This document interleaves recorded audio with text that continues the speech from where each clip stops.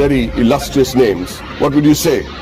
Mr. Kumar Mangalam Birla, Mr. Motilal Oswal, Mr. Suresh Prabhu, Mr. Shekhar Kapoor, Mr. Piyush Goyal, Rakesh Jhunjhunwala. What do you think is common between these people from very diverse walks of life and professions? Two letters, two simple letters, C and A. Two letters so powerful that if you join them and put them before a name, it not only becomes a professional qualification, but it represents willpower, dedication, intelligence, and the ability to march on come what may. To the rest of the world, these two letters mean chartered accountant. But to me, it means something completely different. Committed achievers. Let me tell you a story about a committed achiever. A young girl was wrongly prescribed penicillin for a common cold. What happened was that she became visually impaired. A 9-year-old became blind. She decided to become a chartered accountant. Her name was Rajni Gopal. So what if she was visually impaired? The world may think of it as a handicap, but she did not. In another story, the daughter of a man who sold coffee outside Borivali railway station on a bicycle decides to learn English in the 7th standard. And she fails. Tries again, fails again. She goes on to become a chartered accountant. Did she ever think that language would be a barrier?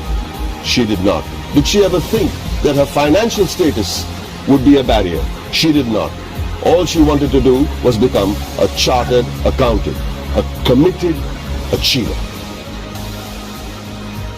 The only place where achievement comes before commitment is in the dictionary.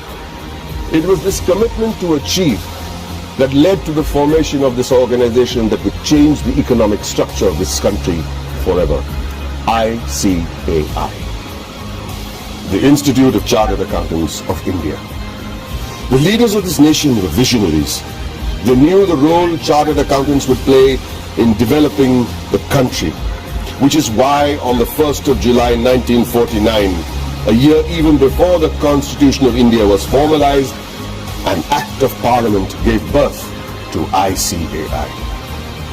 Today, I.C.A.I. counts itself amongst the oldest professional institutions in the country.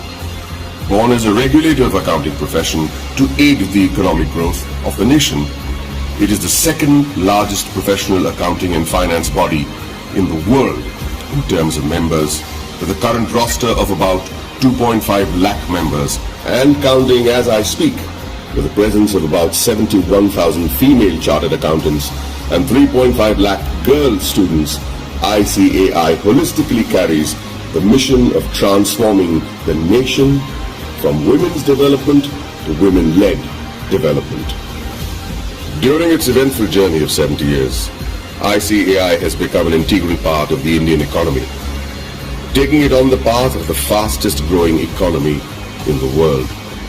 With its emphasis on financial reform, I.C.A.I. radiates with shining milestones that stand as the acknowledged cornerstone of India's economic growth.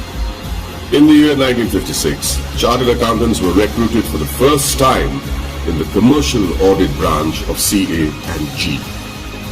Many of you may not be aware that many accountants were part of the Indian freedom struggle, like First Lady Auditor C.A.R. Sevabhogam, who participated in non-cooperation movement on the call of the father of our nation, Mahatma Gandhiji. She was also imprisoned for a year.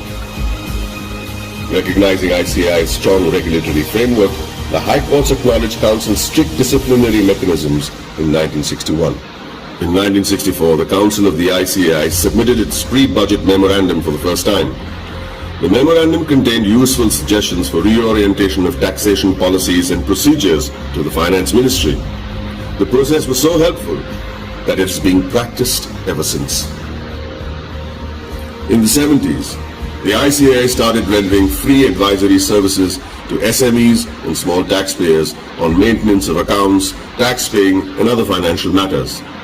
Not only did it enhance the financial literacy of businessmen and citizens, more importantly, it started the industrial growth in the country. It also collaborated with the government to enlarge the scheme of scholarships. With all humility, I wish to mention that in the year 1972, I.C.A. members had provided pro bono professional services to the heirs of the Jawans and officers of the armed forces who sacrificed their lives in the war. Complete exemption from tuition and registration fee of the institute was also granted to the children of Amar Jawans and officers. The 80s saw widespread gloom in India's macroeconomic performance due to the prevailing conditions in the country. However, during the period between 1980 and 1990, the economy began to improve and growth rate accelerated. The government appointed CA members on various committees like boards of public sector undertakings and nationalized banks. The government also appointed I.C.A. as an expert and independent advisor on company law, fiscal and various other committees. The corporate sector, the public sector corporations, cooperative societies and public trusts were brought under the accounting discipline by legislation. In the 90s, sales tax audit was introduced in many states, which was a direct result of I.C.A.'s efforts to showcase the role played by the CA. I.C.A. developed a research center in the form of a non-profit company to be named as Accounting Research Foundation.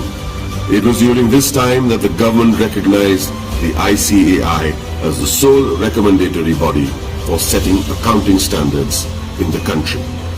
2000 and onwards marked the period when many MRA MOUs had been signed with many international bodies such as ICAEW, CPA Australia, Ireland, CICA, etc.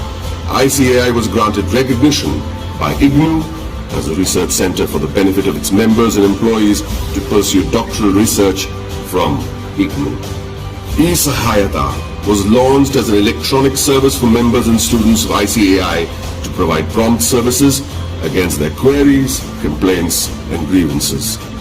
In 2007, I.C.A. decided to recognize the CA leaders in industries, which gave birth to a glittering awards function. In 2009, I.C.A. was awarded the Recognition of Excellence Award by the then President of India, Srimati Pratibha Patil.